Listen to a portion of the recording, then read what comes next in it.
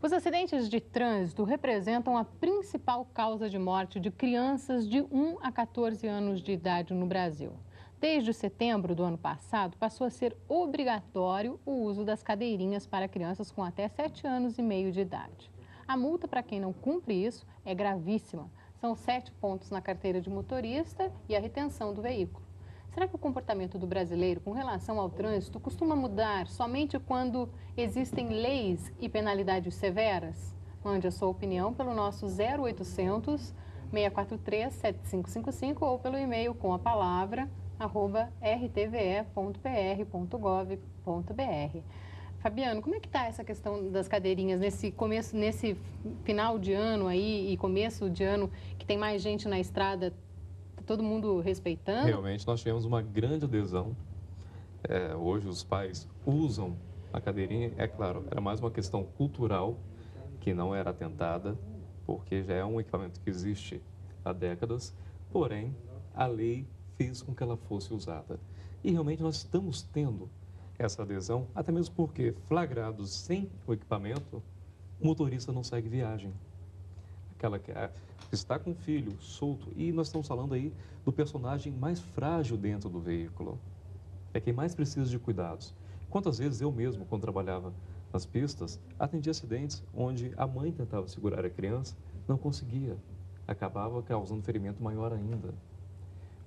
Quantas a gente vê hoje no trânsito, até mesmo urbano, aquelas crianças que estão em pé no meio dos bancos, que estão totalmente vulneráveis. Então, é uma questão cultural, mas é uma questão, e todos sabemos do risco de uma criança solta no veículo, mas esse comportamento só mudou, isso falando numa massa, numa generalização dos motoristas com a aplicação da lei. E realmente, nas nossas rodovias hoje, nas viagens de longa distância, a adesão é quase total. É mais ou menos como quando virou obrigatório, ou pelo menos se cobrou mais, a questão do cinto de segurança, né?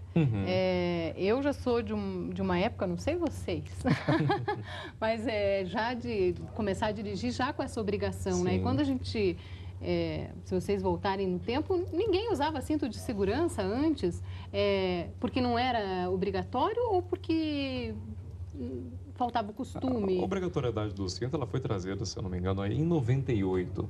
Eu também sou motorista... Com o novo código, com o novo código. Eu também sou motorista da Nova Safra, então já me criei também.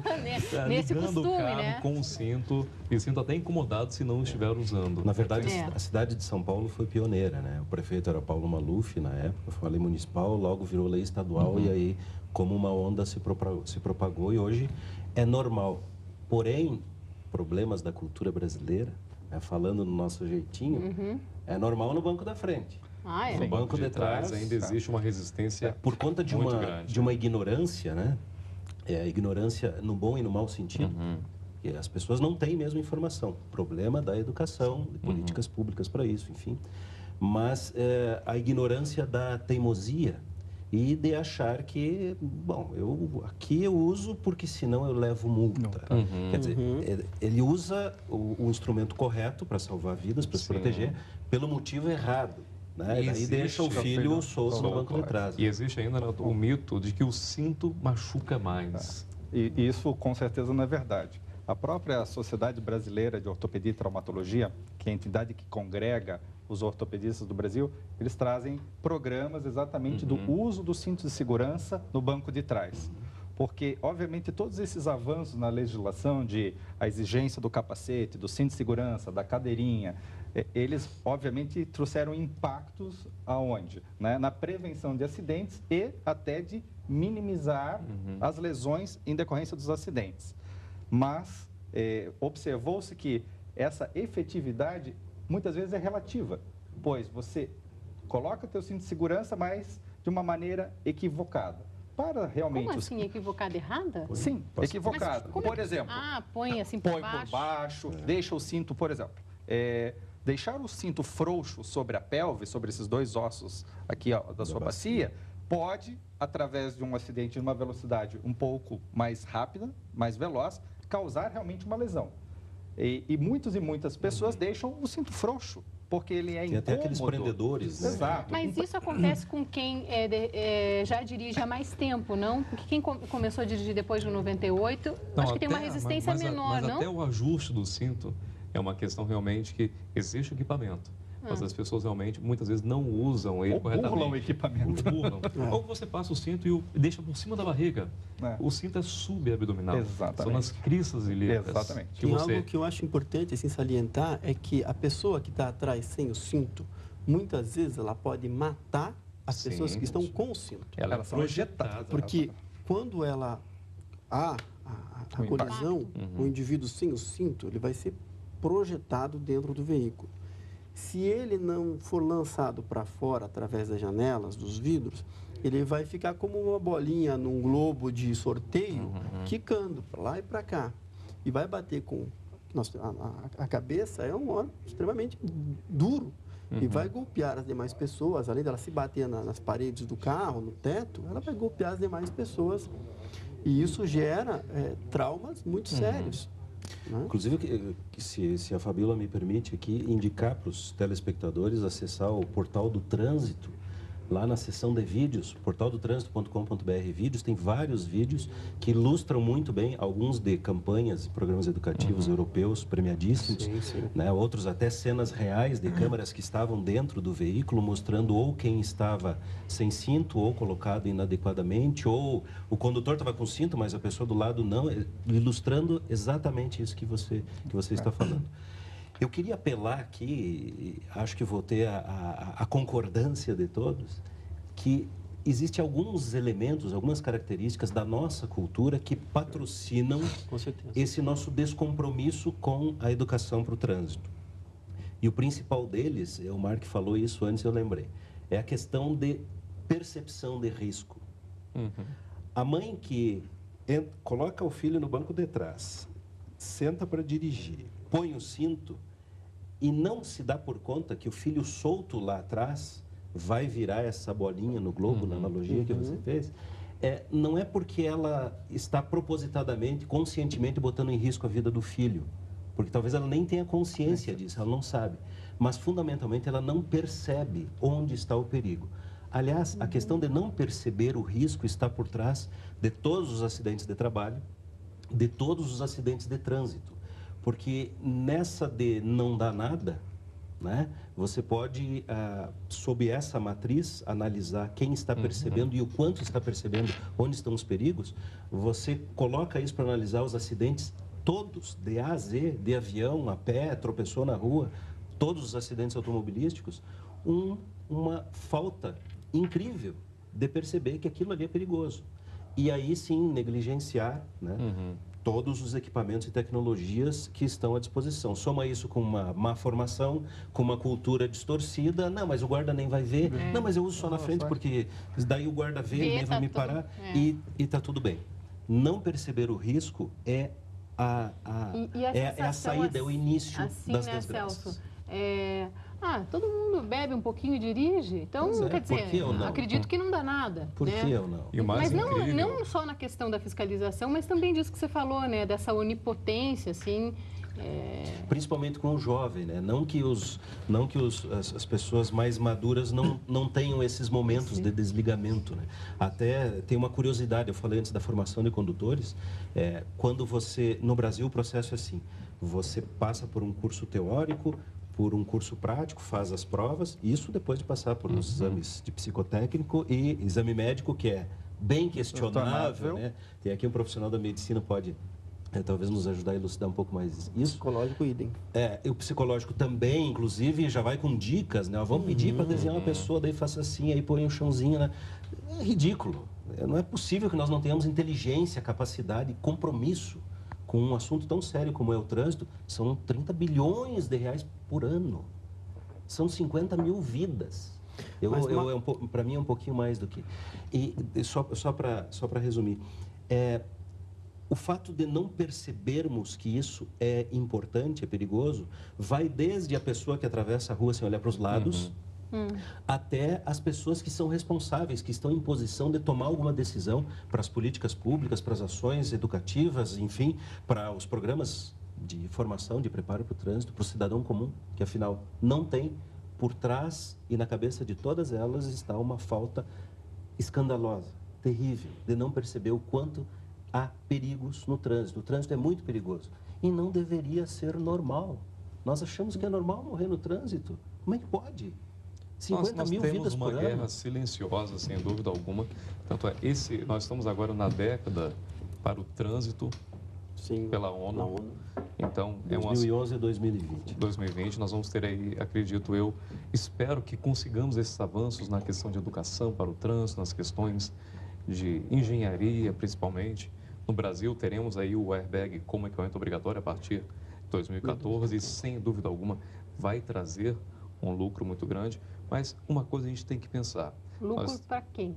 Para a própria sociedade. Para a sociedade. É um lucro branco, porque realmente o airbag, o doutor pode me confirmar aqui que nós temos realmente, é claro que esse custo infelizmente vai ser repassado ao consumidor, mas não estamos aqui para discutir isso. Não estou brincando, para discutir Fabiano. Porque realmente que nós temos aí um equipamento que vai diminuir as lesões, vai com certeza salvar muitas vidas. Agora, mas o mais interessante que se nós formos ver, eu costumo dizer que o trânsito, hoje, é o maior termômetro para a civilidade de uma comunidade, de um povo. Se você tem um trânsito violento, você tem uma população, ou tem aqueles na população, que veem o seu direito individual maior do que o direito coletivo. Eu vou mais longe. Eu acho que se você tem um trânsito violento, significa que você também tem uma população mal educada. Porque trânsito é coletividade. E aí, para nós podermos pegar os 3 E's para trabalhar, educação, engenharia, né? Enforcement, que seriam as leis, nós precisamos, para começar, que os cargos dos órgãos responsáveis por gerir o trânsito no Brasil sejam ocupados por pessoas com conhecimento técnico sobre o assunto. E não por políticos. Eu não posso colocar, sei lá, um psicólogo no lugar onde tem que estar um médico. Eu não posso colocar um médico no lugar onde tem que estar um policial. Nós precisamos entender que o trânsito, ele é inter e multidisciplinar. E não é simpático punir, porque punir não dá voto. Mas se é o caso para salvar vidas, se faz necessário. Porque senão nós vamos gastar R$8.000 por atendimento, nós vamos gastar por construção de cada vez mais vias, vamos ter que ir tirando estacionamentos, e tirando árvores, e tirando casas, porque afinal de contas a frota aumenta, né? A frota velha continua, então cada vez mais pessoas terão acesso a carros que não estão em condições de rodar, e essas pessoas que estão tendo acesso a esses carros também não têm condições de custear a manutenção desse carro que já rodou muito, e a manutenção é muito alta, nem peças existem mais para esses veículos.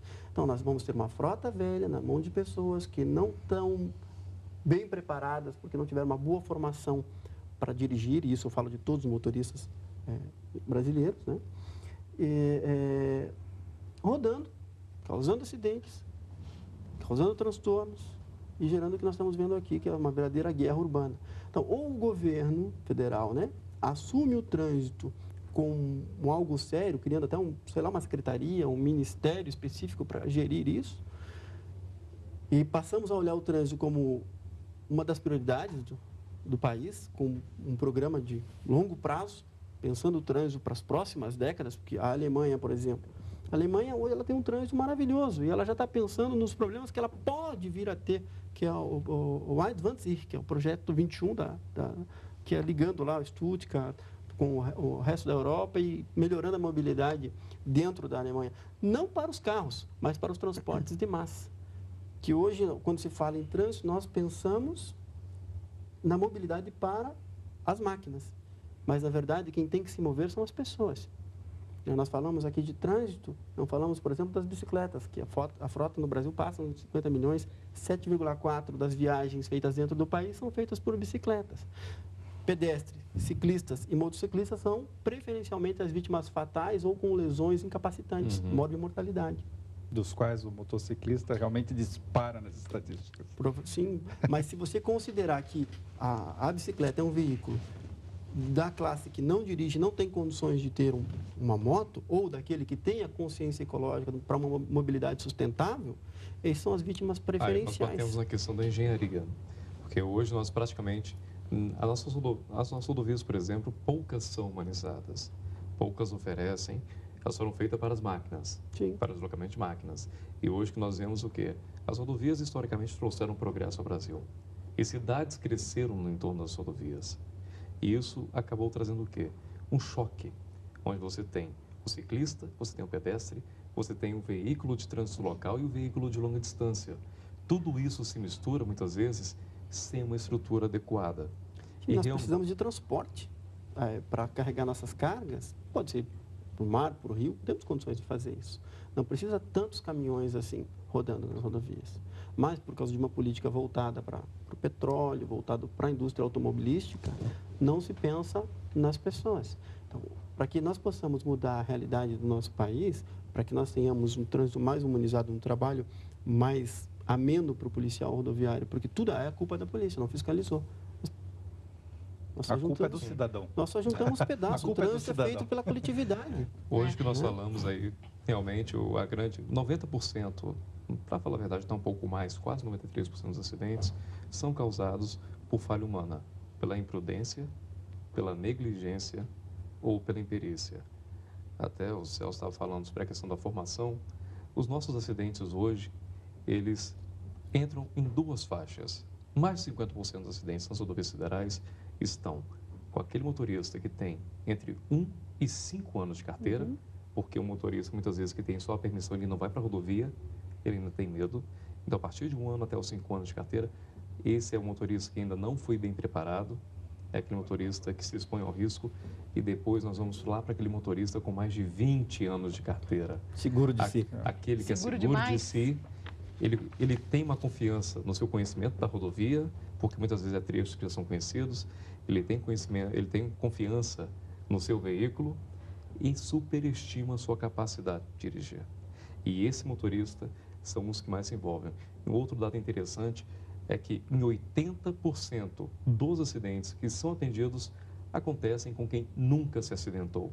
Então, aquela história de que, poxa, comigo não vai acontecer, nunca aconteceu, é quando a pessoa baixa a guarda, baixa a atenção, se permite condutas mais ousadas por achar que comigo não vai acontecer, e é aí que essa pessoa se predispõe a se envolver num acidente de trânsito.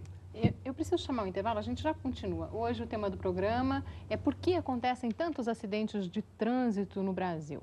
Ajude a responder, participe desse debate, mandando a sua opinião pelo nosso e-mail, que é com a palavra @rtve.pr.gov.br. O intervalo é bem rápido, a gente já volta.